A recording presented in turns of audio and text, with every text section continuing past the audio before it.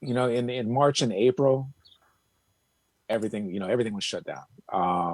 And as we began to get a little bit of clarity, I know those were confusing times at best in terms of the information that was being put out, standards that were rolled out, all those sort of things. So there's all of this sort of uncertainty. So the first like 6-8 weeks, absolutely, it was difficult for everybody.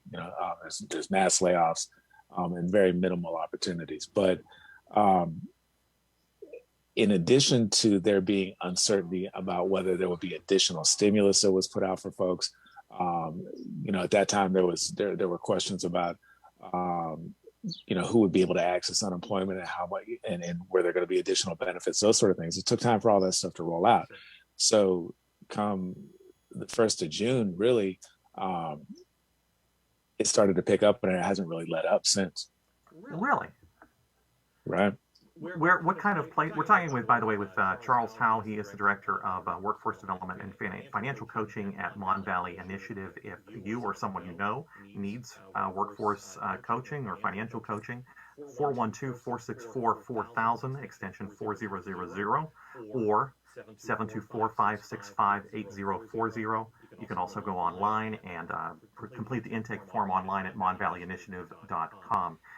Where are people finding placements? What sort of careers? Because again, retail and restaurants and hospitality are way down and have been for months now. So we're helping folks find work really across the whole spectrum. There's still a lot of manufacturing opportunities that are available. Healthcare, there's a lot of opportunities. And in construction are the three sort of biggest areas where we've found a lot of opportunity for folks that we work with. And then some of the supply chain opportunities have not gone away either, like warehouses and transportation and such. Those continue to be doors that are going to remain open, like kind of regardless. Have people been able to take advantage of job training programs, like career training programs? For instance, I'm thinking of some of the different trade unions offer them. Is that a pathway that some people are exploring? It is. So one of the things that we have done, we've moved everything to virtual service. So all of our employer presentations are done virtually, but now we do a training and education series weekly as well. And so any training and education program around the area has been on our presentation series. And so that's literally everything from community kitchen doing that does training around cooking and baking, to trade programs, to the union programs as well, because our sort of estimation is that one of the things that this time has given us is time to reflect in the sense that where do I need to be so that I can navigate the uncertainties that happen with life. Uncertainties happen, change happens to everybody, but we need to. A lot of folks have been able to sort of like reevaluate what do they want to do for the remainder of their work years. And so we have been able to connect people to different training programs and apprenticeship opportunities. It's been enlightening for a lot of folks, because as well, a lot of those opportunities, a lot of those training programs are free or low cost. So for certain, particularly as we're talking about trades sort of fields, you don't have to incur a whole bunch of debt and student loans to be able to get some training, to get some certification that allow you to kind of be at the front of line of some of those interview processes. If anybody has a question, go ahead and throw the question in the chat, and we will try to get to it as soon as we can. We're talking with Charles Howell, who is the Director of Workforce Development and Financial Coaching. The barrier to entry for a lot of the, I don't want to say unskilled because it is skilled, but like hospitality, retail, restaurant type jobs. Most of those jobs, it's very easy to get those jobs, but what we saw is they're also very fragile, and they were the first folks they were at the bottom of the chain, and they were the first folks to be let go when things closed down. What have we learned about the fragility of a lot of those entry-level jobs? Is there anything that we didn't already know? I think so. I think that's probably the better question. I think we spent a lot of time trying not to talk about inequities. Mm-hmm. I think we spend a lot of time trying not to talk about people that are trying to survive on subsistence wages. And so what this period has done is really pick the scab off in a certain way, and it kind of revealed this, for lack of a better way to say it, this whole class of people that have been surviving on these menial sort of wages and menial sort of opportunities, where, to your point, where even the job itself is very fragile, right? Because you don't have a lot of skill necessarily, you don't have certifications, maybe you didn't finish a high school diploma or GD program, and so those sort of barriers in and of themselves mean that you're hanging on even tighter to that thread. And what's been revealed by all of this is that we don't have any opportunity to lie to ourselves about the way that some of our friends and neighbors live. Well, and the other thing that comes to mind is the jobs that were least affected by the pandemic, those people who were able to work from home, like myself and you, there's a certain amount of privilege that we have, right? That we can, absolutely, we didn't miss a paycheck, but the folks who are much closer to the bone every month with your paycheck, who are running out of money before they run out of month, they're the ones who got let go.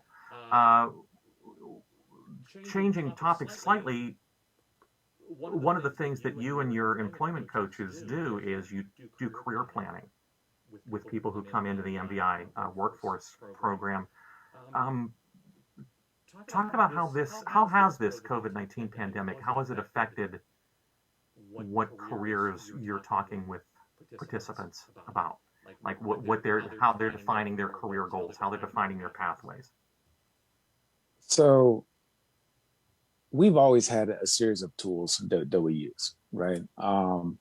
And what this period of time has really sort of allowed us to do, but really forced us to do in another way, is take those tools and individualize them. So and that's not to say that we didn't before, but because we're doing things remotely, because there's so many gaps in the sort of network of support have been exposed.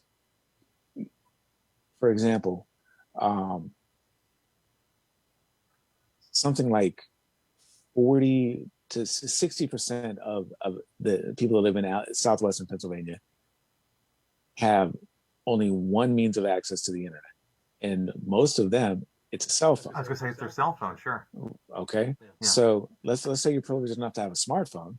Okay, when you go to access the internet, almost all employers have their application web portals are online. You can't, like in the old days, you could walk in and fill out a paper application and walk back out. COVID, guess what? You can't do that anymore. On one hand, and then those same applications don't always load on a smartphone the way that they do on a computer. So you can't navigate the application process like somebody that maybe has a computer or has a little bit of tech ability or whatever. So when we talk about ways that we've had to change and adapt and individualize our services, is in addition to the conversations that we have about goal setting and skills and skill building, it's also about what more can I do to help bridge the difference to get you from where you are to that opportunity that you want. So, we're filling out job applications for people. We're filling out training and college applications for people. These are things that we didn't necessarily have to do before. We could open the door and let you come into the computer lab, right? We can't do that anymore, So we've sort of handled this two ways, right? So on the one hand, yes, we've individualized everything that we do. Everything is much more hands-on. But then secondly, we took all of those things and put them into a class format. So it's still a virtual class, but we're now in our second rotation of our pre-employment certificate program. So there's two ways in which people can get access to some of the tools and curriculum that we may use with anybody that comes to us. And that's been one thing that I'm not sure if people are aware or not. that it's been very popular with the workforce program has been the computer labs, both in Homestead and at the Charleroi office. There have been computer skills classes, everything from learning how to send a basic email, learning how to turn the computer on, right, but to send a basic email and use Microsoft Office applications, since those tend to be the most widely used in business today. So you're saying some of that training has been able to go online for people? Oh, it has, certainly. Yeah. We've rolled back out the computer class and the certificate course. Okay. We have more folks that are enrolled in our certificate course than are enrolled in the computer class. And again, because it's access. A lot of people just simply don't have the hardware to be able to participate in the class. Well, we saw that with education as well. That was a barrier for a lot of young people taking virtual classes online. If you don't have good internet access, I know McKeesport area school district, something like 34% of their students did not have a up-to-date computer or internet access at home. That really becomes a problem, not just for students, but becomes a problem for mom, dad, aunts, and uncles, like you said, applying for jobs. And it again, it sort of just speaks to how things are widely known, but it takes a catastrophe to, for us to be able to pool the collective energy to address those issues. You're talking about McKeesport. Wasn't it the Today Show that gave provided computers for 1 year? Yeah, but that's right. That's a one generous thing from the Today Show and from NBC, but it doesn't address the systemic problem of lack of access. That's probably a topic for another time. What are some of the, you mentioned there's a wide spectrum of employers and placements that you've been able to make. What feedback are you getting from employer partners of MVI as to what are their projections for things going to get back to normal? Do they anticipate that, if they're in manufacturing or warehousing, that generally speaking, I think the general sort of proviso is cautious optimism. Okay. But I think it also depends upon the field that we're talking about, right? So any of the healthcare careers still have a huge demand. We still have that includes home healthcare and like senior home healthcare, nurses' aides, group homes, like those sort of youth work. Yeah. All of those sort of careers where you're interacting with people, and in part because we have one of the oldest populations in the country in this part of Pennsylvania. So a series of stories about how Pittsburgh has replaced steel manufacturing with healthcare work, and it's the same population that once worked in the steel mill is now senior citizens and older adults who are depending on the healthcare system. Right. Well, one of the things that we've been able to do in terms of even leveraging that, so we've worked with a couple of employers to not only to connect people to basic certification classes for home health aide or for certified nurse aides, but to have a larger conversation around how those kind of entry-level careers are the doorway to any number of careers and opportunities. And a lot of those kind of employers will also pay for that education, or at least pay for some of that education, right? So these are sort of conversations that we're kind of having with people as well. So it's not only about what's the career path, but what are the sort of benefits and kind of added value of that career path. As you're thinking about where do you want to be, where do you see your family, how do you want to live and retire? What are the experiences you're going to develop? What are the skills you're going to develop that you're going to take on to the next job and the job after that? And you said it, because the thing is that as an employee, you're the product that you're selling to an employer. Sure. It's not like 30, 40 years ago, where you could work for a single employer for your whole life, collect a gold watch and a pension, and ride off into the sunset. Right. It's something like 7 times or more that the average adult will change careers or over the course of their work life. Yeah.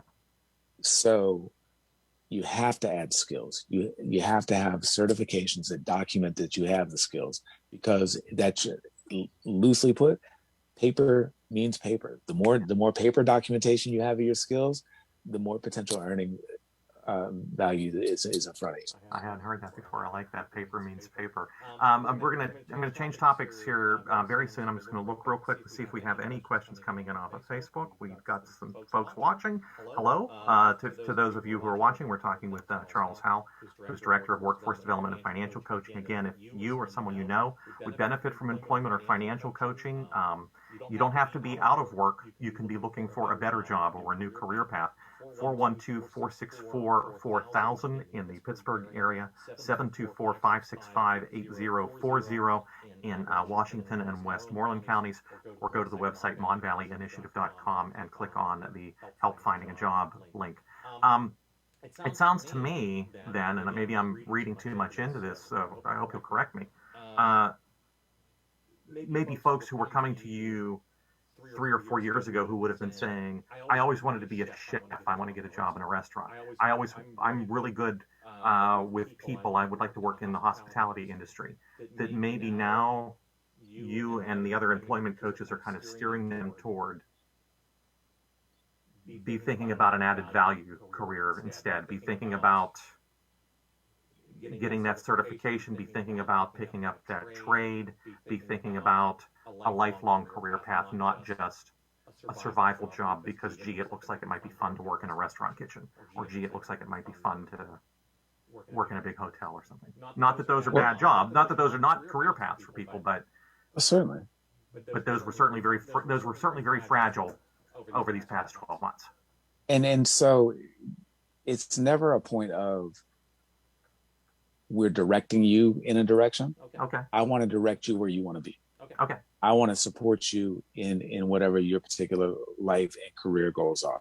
And so the question is, where do you want to be? And then what do we have to do to get you there? So there's a systematic kind of process of, this is the goal, and then kind of reverse engineering the steps and the mile markers that demonstrate progress from A to B. And because, as well, when we're talking about the fragility of, certain careers and the fragility of the marketplace as a whole, that's the kind of conversation that we have, right? How do we put you in a position where you can be able to withstand some of those ebbs and flows, the natural ebbs and flows, let alone the catastrophic ones? I think you have the tagline, envision your dream, find your path, and build your future. And that's kind of describes, so you're not prescribing, kind of like the old time career counselors used to be, you are going to be this, you're going to go into that. That's not the way this works. No, because that's just not reality. I don't have, we just met. I don't have I don't have all the answers for you. You do. And that's exactly how I put it. Yeah. You have the answers for what your life needs. I have some tools and some conversation points that can help you get there. Let's change topics before we let you go here, and let's talk about something that I think became a big part of your work and the other members of your team's work last year, which was helping people navigate the benefit system. There were a bunch of emergency benefits that were rolled out, rent and utility assistance, for instance, but also there were people applying for unemployment or for SNAP benefits or EBT last year who probably never had to do it before, right? They had worked their whole lives, and now all of a sudden they're out of a job. So how did you and your coaches help people navigate? Because it's kind of a maze. If you've never done it before, it's very confusing. There's all these different competing websites. Can you explain that process a little bit? So the basic sort of starting point is, what do you need, right? Yeah, sure. Do you have food insecurity, right? Like, do you have food in your house? Enough food to eat, yeah. Right. And from there, it really is just, it's navigating the application and collecting the documentation, for really any of those pieces. But the other piece that you kind of touched on is people haven't had to use any of these before. And there's also for some folks, and there's a sense of shame about having to use those resources. Well, part of our conversation, a part of our approach is real simple. If you're anybody that's worked a single hour for an employer in America, you've paid into those benefits. All you're doing is taking back some of the benefits that you paid into. Yeah. You paid for it for somebody else's time of need. Now is your time of need, and it's your turn. And it really is just, some of it is really that kind of conversation. Like, you're eligible for what's yours. Yeah. Let's walk you through it. Well, and as you said a few minutes ago, this is not an isolated thing. This is something that, worldwide, pandemic worldwide calamity that has gone into 15, 16, 17 months now. This is not your fault. You did not cause this, but I can imagine there'd be a fair amount of trauma that people are trying to navigate. Are you able to connect people with mental health resources too, if they need someone to talk to, for instance? Absolutely. We have a number of partners that we work with around the area to provide for a whole range of services: mental health, physical health. So our sort of role is not, we don't pretend to have all the answers. Well, we know, but we are in relationship with people who have more answers. Sure. Right. I think so. One of the bravest things that you can say to somebody is I don't know, let's find out. Yeah. And I think our whole team is positioned well to say that. I mean, our job is to help you, right? And so sometimes if I don't have it, that's the best answer I can give you. Let's find out. And you're able to help anyone from Allegheny, Westmoreland, Washington counties. I get emails sometimes as the person who fields the emails from the website that will say, well, I don't know if you can help me. I don't live in the Mon Valley, and then they'll name a community that's right on the fringe, Wilkinsburg, Jeanette, something like that. And my answer always is, of course. So and that's the best answer you can give. People come to you from all over, and especially in this era of doing a lot of these services virtually, or virtually all of the services are online at this point. It really shouldn't matter where you are within that southwestern Pennsylvania area. And it doesn't. And so that's one of the blessings of being able to not only to be in a position to help people, but to do all of this remotely, is that it's forced us in some instances to work harder, right? I don't know. Let's find out. If you live somewhere outside of, kind of our traditional footprint, all that means is that we have to work harder to find out what the resources near you are. And we do that. We've done that with a number of people that have come through in the past year. The last thing I want to ask you before we let you go, and I want to thank you for taking some time this evening to talk with folks. And if anyone has any questions after this chat, feel free to throw them in the comments, send us a message on Facebook, or go to our website, monvalleyinitiative.com, and we'll get you connected with the right person. Is the financial coaching part of the equation, that it's employment and financial coaching? A lot of people are going to have been under economic strain for the past 12, 14 months. What's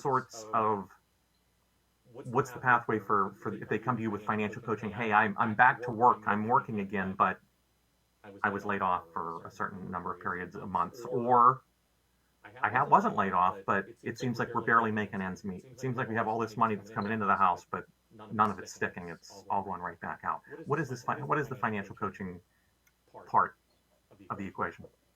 So that's taking a series of tools and really applying them to your situation. So it is things like budgeting. It is things like taking a full look at what your credit report says.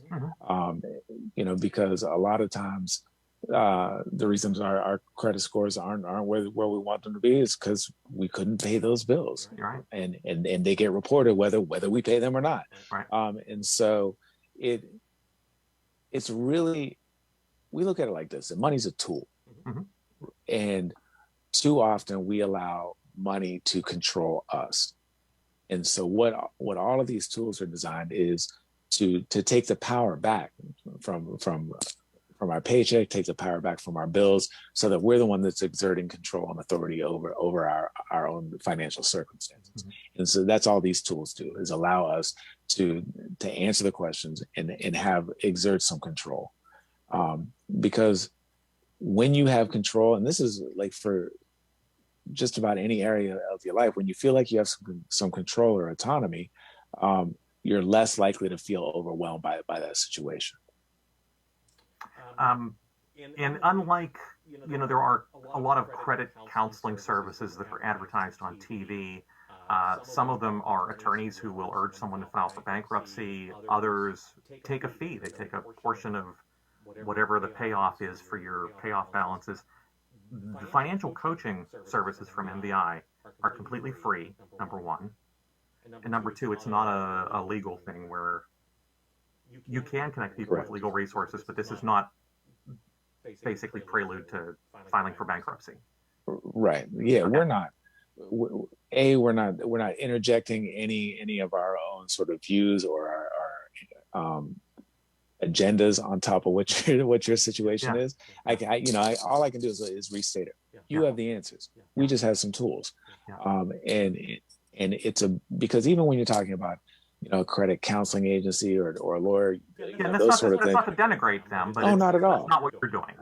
But they're also imposing their own agendas on top of what your situation is. Our job is to, take an honest sort of evaluation and give you some tools so that you have to have control before you get to those, other sort of situations. I want to thank you. We are hoping to kind of make this a series of talks going forward. So if you have an idea for questions you want to answer, just as we do the housing counseling talks, if you have an idea for someone you'd like a question answered in a future talk, drop it there in the comment box and we will definitely get to it. If you'd like to reach out to Charles and his team, what's the best way? I mean, I've given several different methods of reaching out to you, but do most of your things come in by phone, email, or is it a 50-50? It's about 50-50. The easiest way, just pick up the phone, give us a call. Okay. 412-464-4000, extension 4000. That'll get you in touch with our intake coordinator.